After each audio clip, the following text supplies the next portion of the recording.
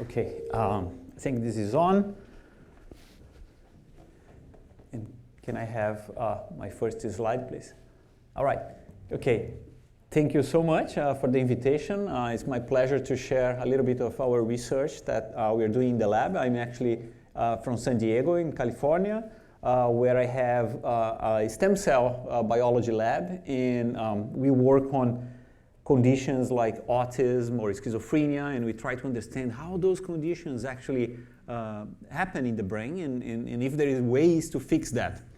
But before I jump into what we are doing in the lab, let me tell a little bit on how I get involved with neurosciences. So I'm a geneticist by training, so I have a PhD in genetics, and I was kind of looking for opportunities. And one day I was invited to talk to the European Parliament about my work. And after the talk, there was a bunch of people in the room talking about what are the biggest challenges of our world. So this is where we live, and I have a challenge for you. Think about what you think would be the biggest problem that we are facing nowadays. So if you're like me, you are probably thinking about one of those, and that's what those people were thinking as well. But defining the problems is just the beginning. I think another huge challenge is how to fix it. And I have a challenge for you. I mean, how are we going to fix them all those problems? There is only one way to fix all those problems. So just pause and imagine, how are we going to fix all those problems? So that was the exercise that I did, and I realized that the only way to solve those problems is to use the human brain.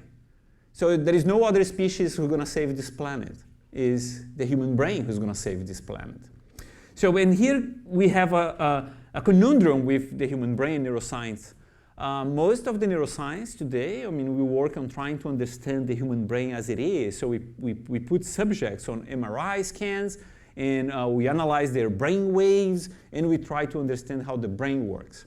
But the brain is such a complex machine that we are just observing that complexity, and we don't know how the brain gets to that stage.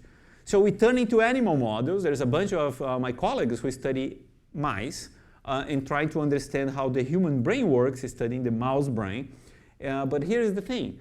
The mouse brain is so tiny, it fits in my eyeball. So it's millions of years of evolution that changes those two brains. So good luck trying to understand the human brain by looking at the mouse. So we really need a model, a human model, to really understand how the brain is formed.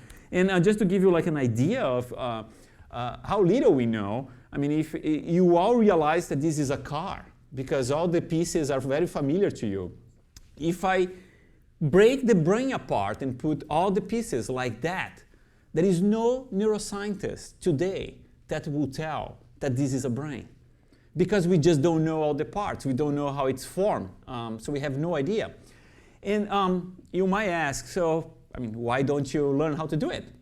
And here is the biggest challenge. The human brain is formed inside a uterus. And we don't have access to that human embryo brain. It's going to be unethical to do an experiment with a healthy human brain. So we just don't study. Instead, we rely on non-invasive technologies such as ultrasound to kind of realize how the brain is going, but we don't fully understand or appreciate how the first neuron fire, how the first networks are formed and turn into the complex brain that we all have. So that challenge has been a major roadblock for all neuroscientists because we really can't understand the human brain. So that's why we turn into models. So when I give talks to lay public, I realize that people have a problem with the word model. And I'm from Brazil. When I go back and talk to my fellow Brazilians and they ask me what we are doing, and I said, oh, I use stem cells as a model to understand the human brain. And I said, what do you think it's a model? And I get all kind of crazy stories. I mean, people think that this is a model, right? And I said, wow, you're right, this is a model. So, I mean, a child might think that this is a model of a train, or a flying machine is also a model. And everybody is right, because a model is an imperfect representation of the reality. So this very simplified representation of the reality are models that we all use, and the best models are the ones that you can increase in complexity to get closer to the reality, which is the human brain. So I mentioned to you that we use the human brain tissue, mostly post-mortem tissue, as a model, but the cells are dead, so we cannot hear from a single neuron or how the networks are formed. We study cells from individuals such as blood, but blood don't form synapses, so they are not the brain cells that we want. And again, I mean, most of us actually turn into mouse models. And again, I mean, there's millions of years of separation between those species. So what my lab has decided to do is to use stem cells to recreate the brain from scratch. And you probably hear from the media that what we're doing is we have a mini brain in a dish. And this is the image that most of you might have. And I'll tell you that that's not what we have, and we have it right here, so you can see it exactly how it looks like. So the word mini brain is misleading because we don't have a fully formed brain there. Instead, what we have is something way more simpler. And there is a bunch of limitations to this model. I'll list them to you before I continue. For example, most of those neurons that we can form are immature neurons. These, what we call brain organoid, that would be the correct scientific term. It's a brain organoid, are not vascularized, so they cannot grow that big. We don't have all cell types represented. We don't even know if we're growing them in the right condition. You're going to see here that they're floating in a solution that we think, or we optimize for the growth of those human neurons, but we actually don't know. It's empirically defined. So there's room for improvement. And so my lab, over the past 5 years, have created a recipe to generate these brain organoids that is fully optimized, and very simple way to do it. So we start with human pluripotent stem cells. These human pluripotent stem cells are similar to the human embryonic stem cells. And where do we get them? Well, the embryonic stem cells you get from the human embryo. So couples that go to clinics for in vitro fertilization, they donate the leftover embryos, and we can extract these embryonic stem cells, and we can use for this purpose. But we have a more powerful way to get those cells, because we can get those cells from anybody who is alive. So it means that if I take cells from my skin, or my hair, or my dental pulp, I can go back to my lab, reprogram these cells to make these pluripotent stem cells. And you know what happens? You capture the genetics or the genome of the person where the cells were derived from. So the donor cell type will carry your genome here. And when I make this protocol to create these brain organoids, guess what? I'll have a brain organoid from you because it contains all your genetic information. So this would be interesting in the future when I talk about disease modeling. I'll get there. But so the protocol is very simple. It's a series of repetition. You just grow the cells and let them self-aggregate in 3-dimensional. They will self-aggregate, start to migrate out, and form different brain structures. You can actually guide them to the different types of brain cells that you want to have in there. So this is a protocol for a cortical organoid. We mostly focus on the cortex because that's the region where we see problems in conditions such as autism, schizophrenia, dementia, Alzheimer's. So it's a very important brain region. So what you have at the end is a brain organoid that in a couple of months you start to have this cortical plate. So this is more or less what brain organoids look like. This is a postdoc in the lab, a plate with 6 wells, and each white dot in those wells is one of these brain organoids. So they can grow up to 0.5 centimeter, so you can actually see them at naked eye. And once I make a batch of brain organoids from someone, I don't only end up with 1 or 2, I end up with hundreds, if not thousands of them, so I can use for different experiments.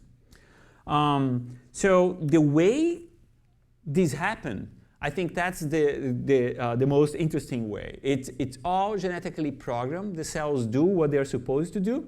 So I hope you can see here that there are cells migrating out from the core on top. So this is one of the brain organoids that we just placed in a two-dimensional structure.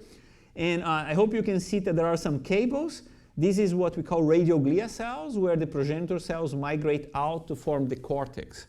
So in a three-dimensional structure, this will be from inside out. That's how your cortex is formed. That's how your brain is formed, from inside out. So if you slice one of these organoids, what you have is a structure like that, as a ventricular zone in the center where the progenitor cells are located. And as they migrate out, you're going to have the formation of the cortical plate. So the cells that we have in there are different cell types. This is just one way to identify all the cell type you have. Glutamatergic neurons, these are the first type of neurons that appear during human development. These are excitatory neurons. We have glia cells. These are cells that support the formation of synapses. GABAergic neurons, these are your inhibitory neurons. They appear a little bit late during development, and they'll help to fine-tune the networks. And finally, your pool of progenitor cells that continues to produce these neurons and glia cells, so you can have more cells in these organoids. We can keep them for several years in the lab, and I'll tell you why this is not a good idea. But these progenitor cells, they will kind of stop growing, producing more neurons when they reach about 1 year. And mostly because they are not vascularized, so there is no nutrients going inside of these organoids, so they stop proliferating.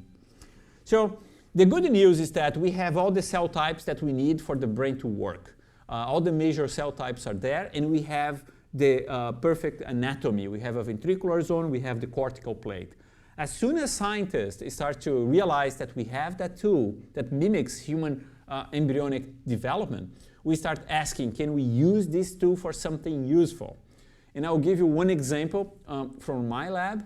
I was, in 2015, a colleague of mine called me and said, have you ever heard about the Zika virus?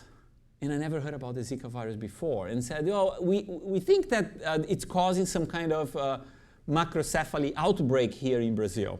But we don't know if that's the causal agent or if it's something else. So what we did was we collect a little bit of Zika virus and we expose to these brain organoids, and we see that the brain organoids shrink. So that was the first causal evidence to suggest that the Zika virus was leading to macrocephalic cases in the northeast of Brazil. We couldn't do that with mouse models because the mouse brain developed so fast, the Zika virus didn't have the time to kill the cells so we can see a macrocephalic brain. So you need the slow developing human brain to model a condition like that. But most importantly, once we figured out that the Zika virus was killing the cells, we could use that model to try drugs that could block the action of the virus. And 2 years later, we found a drug called sofosbuvir. It's a drug that's already approved by the FDA for another virus.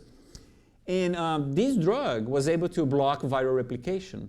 So right now, if we have another Zika virus outbreak, and there is a woman who is pregnant and it's positive for the virus, she can take this drug and the baby will be safe. So this is one of the few cases where we have the right tool and the right biological question that we can use to solve and understand the virus biology and provide a solution for the problem. We were so happy with that idea that we decided to expand that idea to everything else that is exposed in uterus. So we think that the uterus is just like an incubator, right? I mean, it's just growing the babies in there. But it's not. It actually shapes who you are.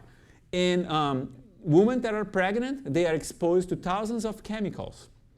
Some of these chemicals might not be good for the developing brain, and unfortunately, there is no way to know because all the toxicology is done in mouse brains. So if the mouse brain does not recapitulate that, we're going to miss it.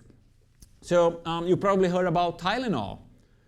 Increases the chances for you to have a kid with autism or other neurological disorders. So why we took so long to realize that Tylenol was bad for a pregnant woman? Because it needs to catch up with the epidemiology. So those kids have to grow up and receive the diagnosis so we can do the correlation with the use of Tylenol. So we think that we can use this model now to create what we call a brain-safe label. So everything that goes in uterus, we can test and put a red flag so we can investigate better or block if those medications or drugs goes into the body of a pregnant woman. So that's one of the applications. The other application that I think was really cool, and this is a recent work, we can take some of these brain organoids and we can seed them with glioblastoma cells. Glioblastomas is one of the nasty cancer types that really kills children. So here what you see, these big balls are brain organoids, and the green cells are glioblastoma that we took from a patient. This patient could not respond to any drug. So we use this model to find a potential treatment that would wipe it out all the cancer cells and leave the brain intact. So the good news here is that if we did it for one person, we can do it for everybody. And this can be a personalized treatment. So you can have your own mini brains with your own cancer, and we can figure out what kills your cancer cells and leave your brain intact. So this is slowly moving into clinics, and we're going to get there. So all those applications were so nice because we have these brain organoids. And again, I mean, the shape of these brain organoids and the cell types really mimics the human developing brain. But there is one thing that we never had. None of those brain organoids actually function like the human brain. So we could never had neurons firing in a synchronized network as the human brain does. And we think this was the case because the protocols we had was not that good. But as we improved the protocols, we thought that perhaps we have a chance. And the way to measure those networks is to place some of those brain organoids on multi-electrode arrays. So these are dishes where you have the electrodes printed in the bottom, and you place the organoid in there, and you start recording from their activity. So you have activity maps like that, or raster plots where each channel will have different traces representing when neurons fire. So you can record over time. So when we start doing that, I was, to be honest, not very excited, and I'll show you why. So if I plot a brain activity here over time, you can see that most of the work is below 5 Hertz. And these are human neurons that we used to have. Or even though if you can keep them a long time, up to 32 weeks, you never pass these 5 Hertz. But we want to get to these 20 Hertz that is close to the primate brain. So it means that there is more neurons active and the brain is just firing in a frequency that is more close to the human brain. So now I'm going to show you how this new protocol works and how it changes everything. So what you see is weekly measurements of these organoids over time. And you can see that when they reach about 25 weeks, they start to peak in activity and becomes almost exponential, reach close to that 20 Hertz. So that was unprecedented. We never imagined that this will happen and make us really happy. But also open the possibility to start seeing if those brain organoids will actually show neural oscillations. So neural oscillations are these waves that you can record once you have electrodes through your skull. So this is what we call electroencephalogram, and it's easy to do, easy to record, and it's important because those brain waves correlate with different states of being. So if you're paying attention, your brain wave is going to have certain shape. If you're sleeping, your brainwave will have a different state. If you have a seizure, your brainwave will dramatically change. So they correlate with different diseases state, different developmental time, and there's lots of studies correlating these neural oscillations with human behavior. The one that I like the most is when they put these electrodes in a group of people watching a movie, and they start recording all at the same time, and all the time when there was a social interaction in the movie, a dialogue between two people, the neural oscillations from everybody in the audience synchronized. Is that amazing? So it tells how much social our brains are programmed to behave. So we are social beings. So our brainwaves synchronize when we are talking to our friends. So it's much higher chances to synchronize with a familiar face than with an unfamiliar face. So that's why it's important to have these brain waves when I'm studying autism, for example. So, and we do see these brain waves, these organoids. That was the biggest surprise. They actually appear when they are about 4 months of age. By 6 months, you see that they are very synchronized, and by 8 months, they become highly complex. So that complexity, it's interesting because it says that the networks are getting in a stage where they become very plastic. And plasticity in the brain or in the network is something desirable because it makes you change ideas, makes you make different interpretations of the world. So once we have these waves, we start asking, what is the age of our organoids? How can we compare these brain waves that we are recording from these structures to the human brain? And since this starts from very early embryonic stages, and I told you that we cannot place electrodes in a developing human brain, so we have to rely on something else. We have to rely on babies that are born prematurely. And what happens when a baby is born premature?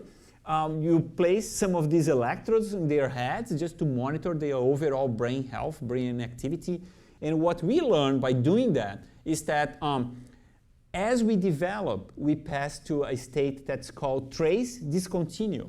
It means that in the brains of these babies, you have a peak of activity followed by a quiescent, a silent time, and another peak of activity. So you can see those peaks of activity over time. So that's why we call trace discontinue. As we grow older, and this happens to everybody, the period between the activity, the silent quiescent time, becomes shorter and shorter and shorter, so our EEGs or our brain waves become highly complex. So the organoid shows brain waves that are very similar to these premature human baby brains.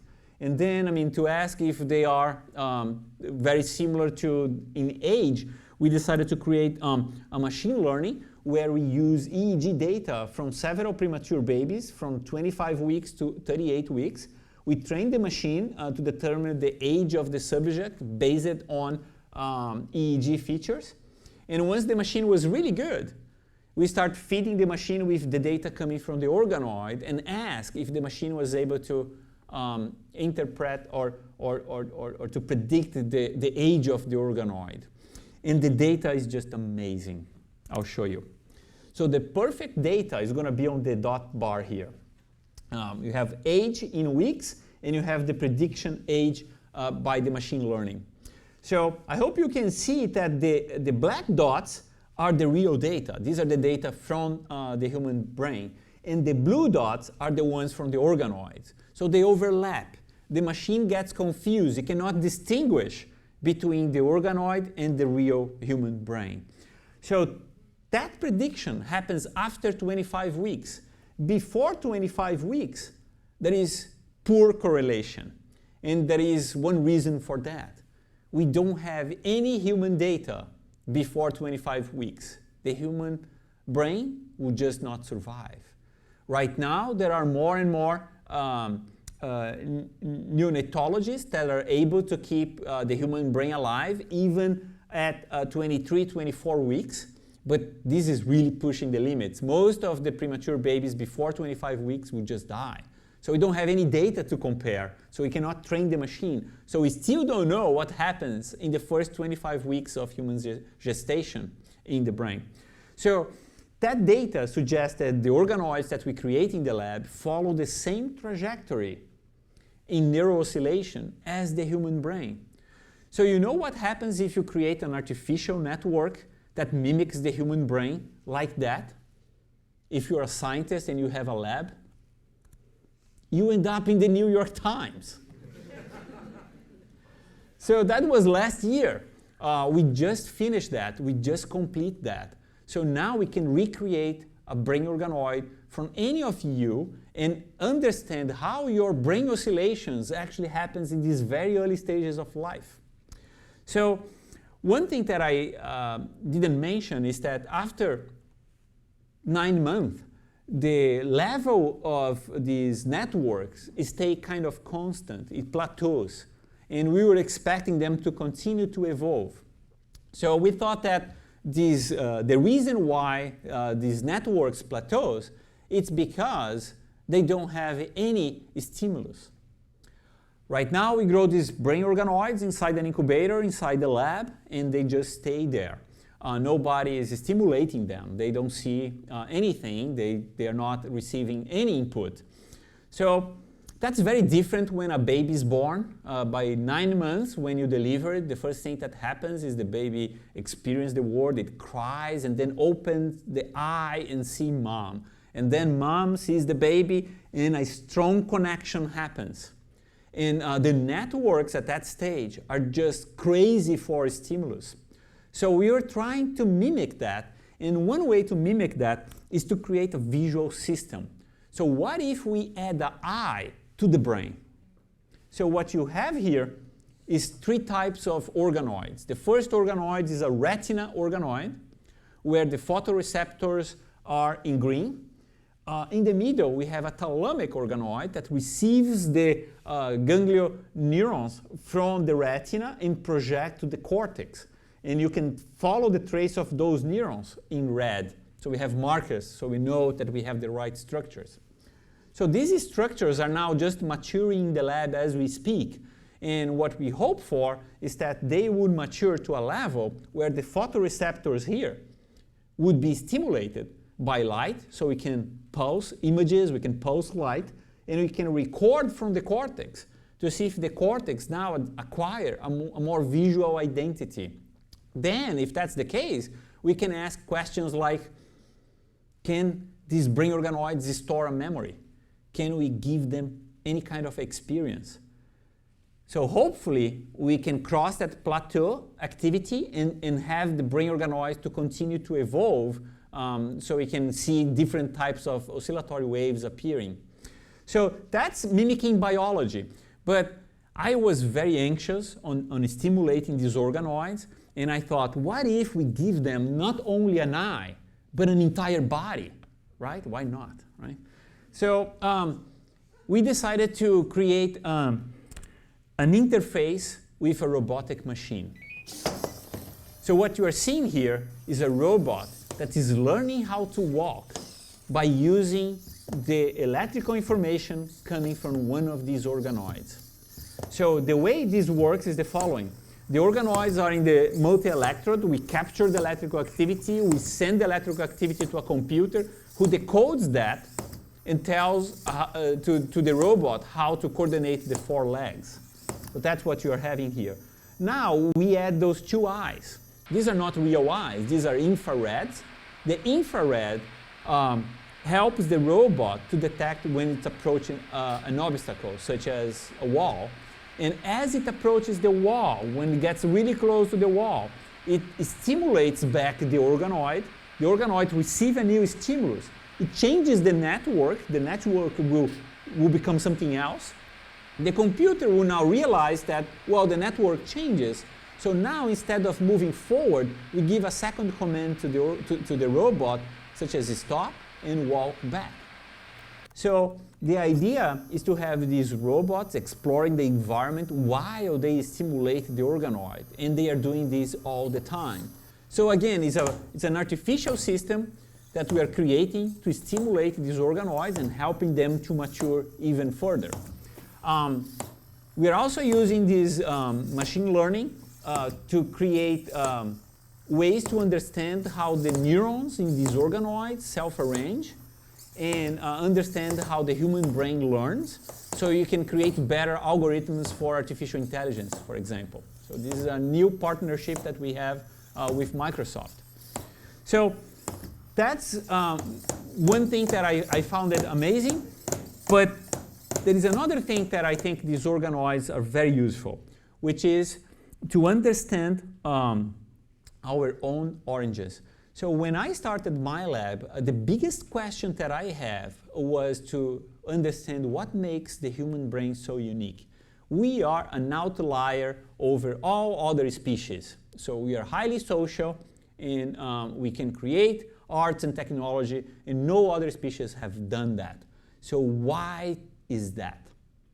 Most of evolutionary neuroscientists, we are used to compare our brain with our closest primates, relatives, the chimpanzees. But again, I mean, when I look to a chimpanzee brain, I look to the human brain, they are so different that I cannot even compare. So instead, I was thinking about why not comparing the brain of our ancestral, for example, the Neanderthals. And I don't know how much you guys know about human evolution, but there was lots of human types living on Earth at a certain time. The ones that we know the most are really the Neanderthals, because then we have lots of fossil records. So we learn a little bit about their lifestyle, how they live in community. But one thing that is, to me, most appealing is that even though they have lived on Earth for a period that is longer than what we have lived, their tools and technologies are limited.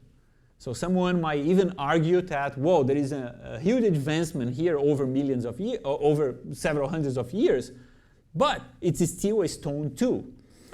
We, modern humans, we changed the world, right? I mean, we start with stone tools, and now we have all these arts and technologies. We are here having this conversation because we learn how to live in highly complex society. We learn how to take advantage of human imagination. We learn how to communicate with each other in a very efficient way so we can advance all those things. And again, as I mentioned, no other species have done that. So, all right, so Neanderthals are like us, humans, so it would be better to compare their brains with the human brain. But there's a problem here. Although we can have bones from the Neanderthals, we can even extract their genome and sequence their DNA, we don't have live cells. And I need live cells to reprogram so I can make these brain organoids. So since we don't have live cells, we decided to take a genomic perspective. So we align the genome of Neanderthals and modern humans, and we ask, what is so unique about us? So if you look for the protein coding genes, which is about 20,000 genes, and you ask how many of those are different between us and the Neanderthals, we end up with 61 genes.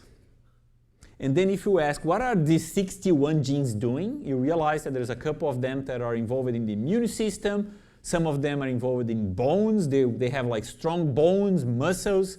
But what about the brain? How many of those are involved in brain development? And that's fascinating. It's only 4 genes.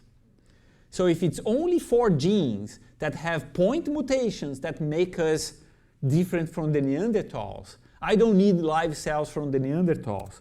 I can just edit a human genome to carry the ancestral genes of the Neanderthals. And then I can create Neanderthalized cells and create Neanderthalized organoids or Neandertoids, how we call them in the lab. So nobody in the lab wanted to do that because they thought, it's such a high-risk project. I mean, what if I do all this work and at the end there is nothing? So this project, I actually started myself.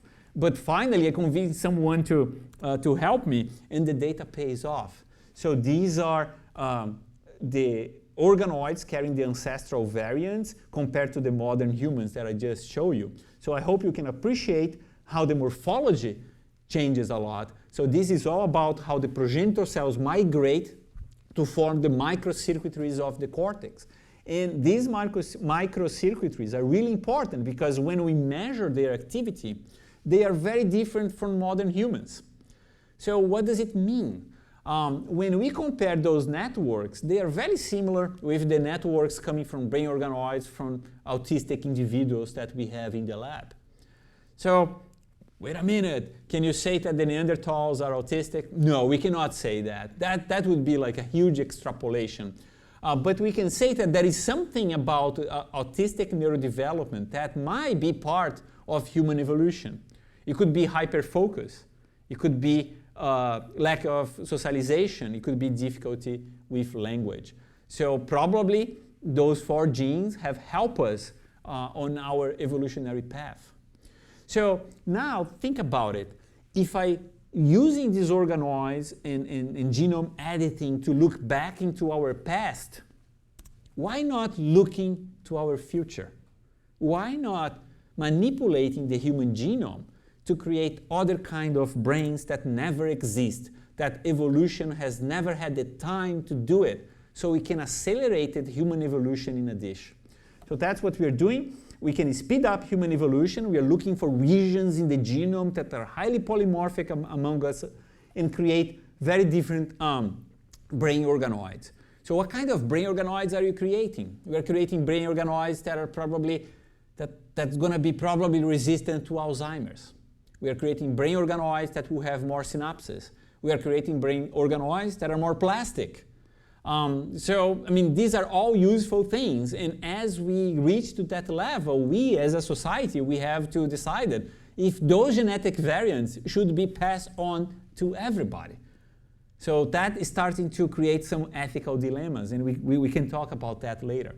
But this is the kind of project that makes me think about other futuristic projects. For example, last summer, we sent these brain organoids to the space station.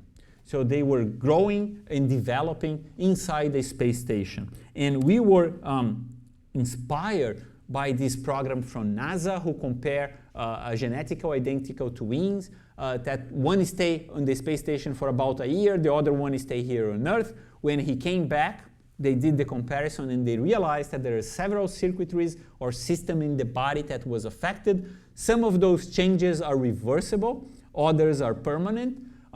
Things like cognitive decline are very important for NASA because, I mean, if you are planning of sending someone to Mars, you need the astronaut to have a really good mental health.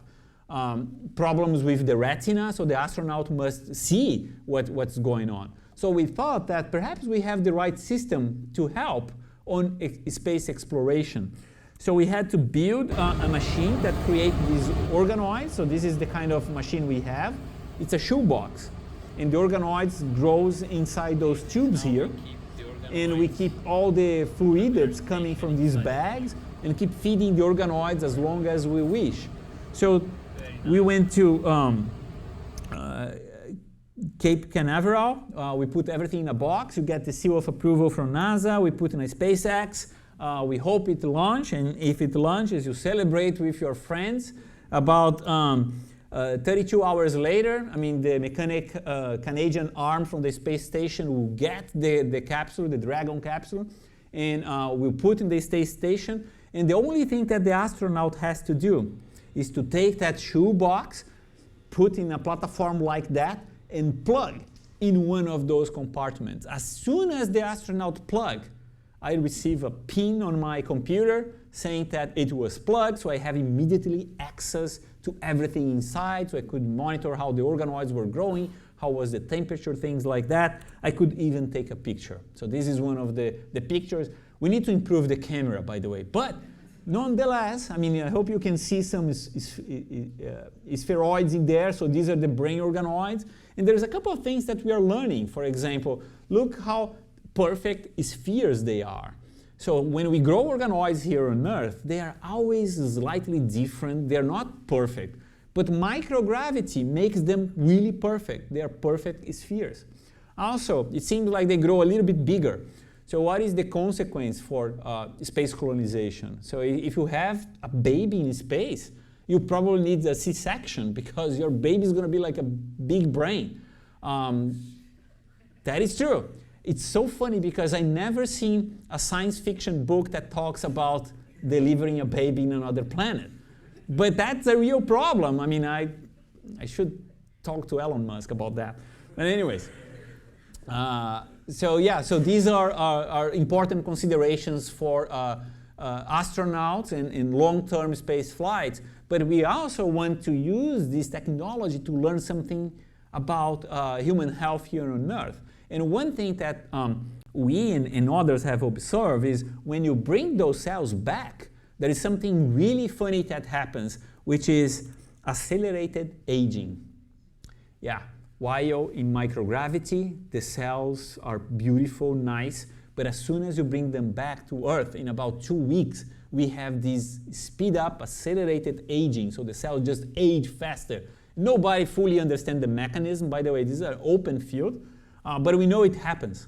So perhaps now, can I use these brain organoids to model diseases of late onset so I don't have to grow these organoids for several years to see, for example, plaques in an Alzheimer's brain organoid. Maybe I can just keep them over there for a while, then bring them back so I can study dementia, Alzheimer's, Parkinson, things that requires a long time to develop. Another consequence of this project was that as soon as we have those shoebox and growing the organoids in a fully autonomous ways, I mean, people in my lab start saying, why do you need me to change the medium? Just buy one of those boxes for me. And they are right. Because we keep doing these tissue cultures. It's like a 100-year-old technology.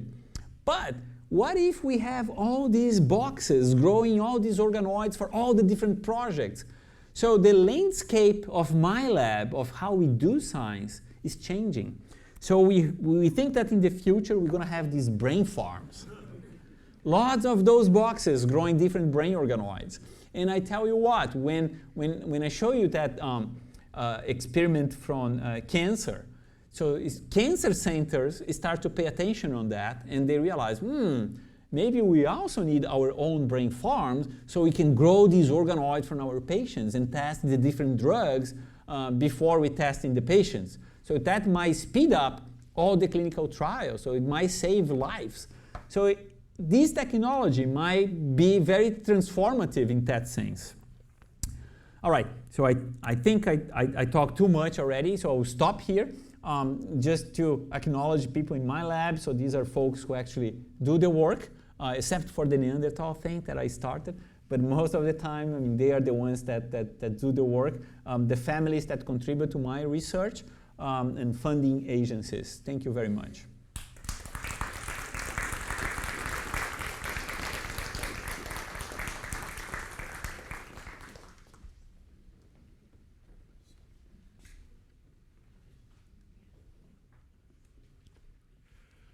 Yeah, so actually what I think we should do, this is the exploratorium after all, so why don't we show an organoid? Yep. So let's go to the microscope, as they say. So Dr. Muotri brought these up with him on the plane in his pocket, right through TSA, right? And what we're going to do is get them focused and start to look at a real organoid.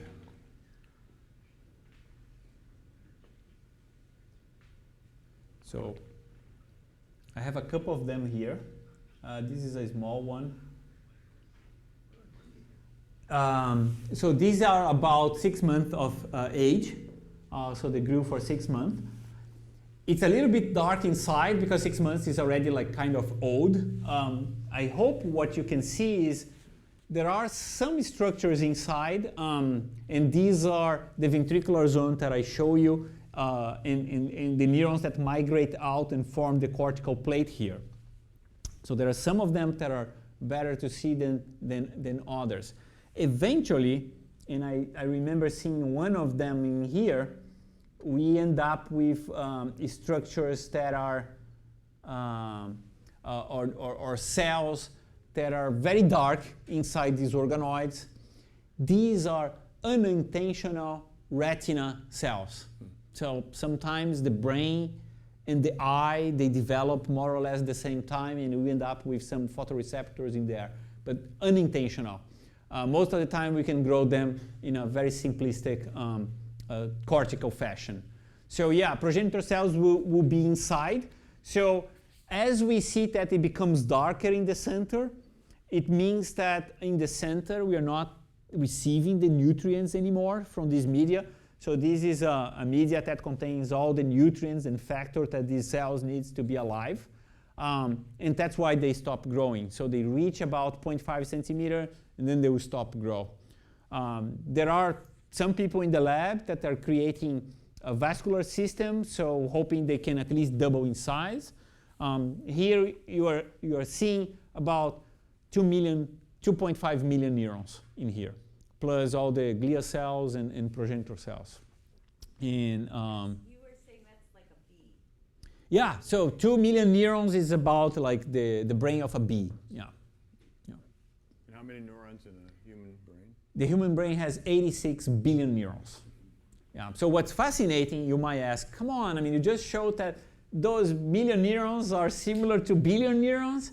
And that's one of the fascinating things that we are learning, that the brains to form these neural oscillations, we don't actually need that many neurons. You can do it with 2 million neurons. And I think when we think about consequences for example, neural networks for artificial intelligence, that's good news. So we don't need that many inputs or nodes to create these kind of networks. Let's see if we can find something else.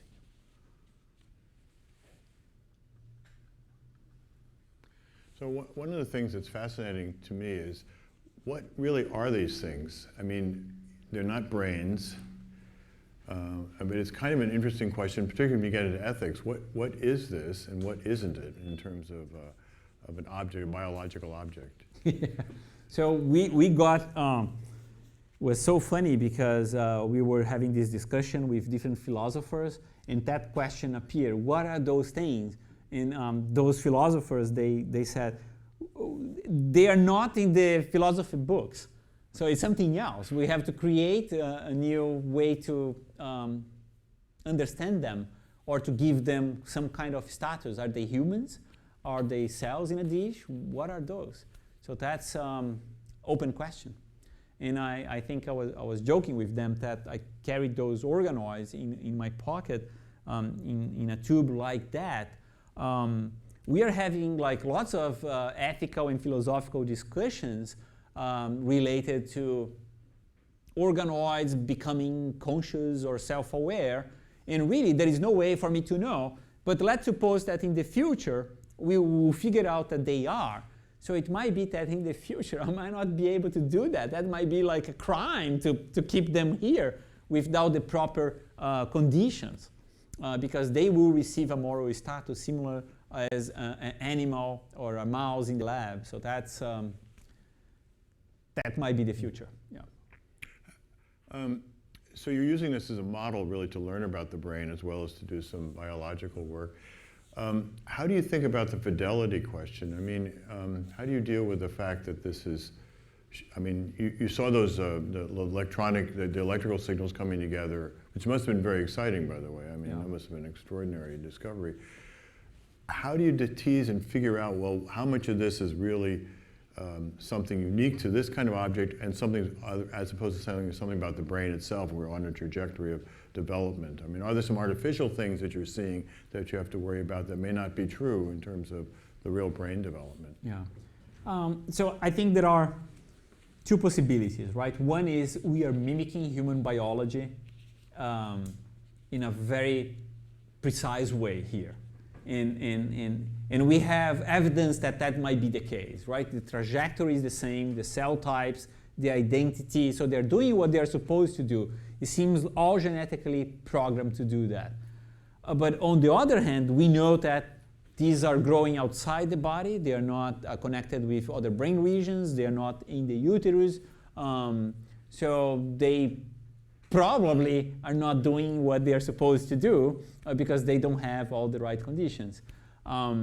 So I think scientists now, like me, I mean, we see things that are similar and we see things that are very different from the human brain. It might change in the following years as we improve the technology. Those things will become more and more close to the reality, which is the human brain. But I think the important take-home message here is that even though if they're not similar, even if we already have, we can learn so much about the human brain, how it forms in that very early stages, how the first neuron polarize, how the first networks start to get together. That I think it's a tool that in the future we're going to be looking back and said, oh my gosh, how did we survive in neurosciences without this tool? So you have such passion about this work, and it's interesting to think about what's really driving you to do this research. I mean, what's really, you're doing so many different things here. How would you describe what's the inner drive for this? What's making you want to do this? Speaking as a scientist, I think it's really the possibility of discover something that nobody has seen before. I mean, we all have this ego of being the first, of doing something. This is part of the science, part of the motivation. I had that at one point. Now, I think in a different way. I have a kid with autism, very severe autism and epilepsy and seizures, and there is no medication, there is nothing that can help him. So I think this is a tool that we need to attack or to improve the life of people with neurological disorders. And when we think broadly about neurological disorders, we are talking about millions of people. So I think that's my main motivation, is the translational aspect of that. How can I move from this very simplistic model to helping people with neurological conditions? So I have one more question, but before I do, I want to put an ad in for people to go and look at the exhibit that's in the back part of the museum, Cells to Self. This lecture series is really to talk about some of the current breaking edge science that's happening about that same topic that you can't really show easily in an exhibit, although pretty soon I think we can have an organoid in our exhibit. So go and see that exhibit and then come to these other shows.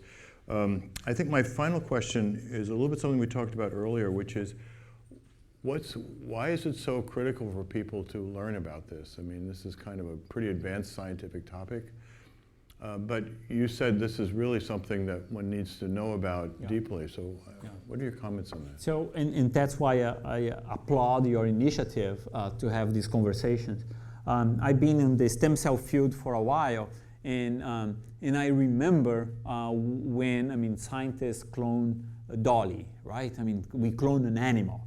Large animal, and everybody was taken by surprise. I mean, you could see people freaking out. So now it's Dolly, tomorrow it's going to be a human. So how come? I mean, we are cloning people already, and but nobody was informing the community or the society that of the scientific advancements that was happening along the way to get to that stage. And I think if we know everything that happens along the way, we, as a society, we are much better informed of the uses and consequences of that. So we can support this kind of science, or we can control it better. So I don't want to have this technology to become the next cloning. So even the name is wrong. You see, I mean, we use clone, and it's not the proper scientific name. Here, people start calling them mini brains. It's a wrong name. Again, we are making the same mistakes again. So having this opportunity to really talk, and I think it's important for people to realize what is the stages, what is the possibility, what this technology can bring to the table that we never had before. Well, with that, join me in thanking Dr. Muotri for a wonderful talk. And we encourage you to go out and have fun. We're still open till 10 tonight. Thank you for coming.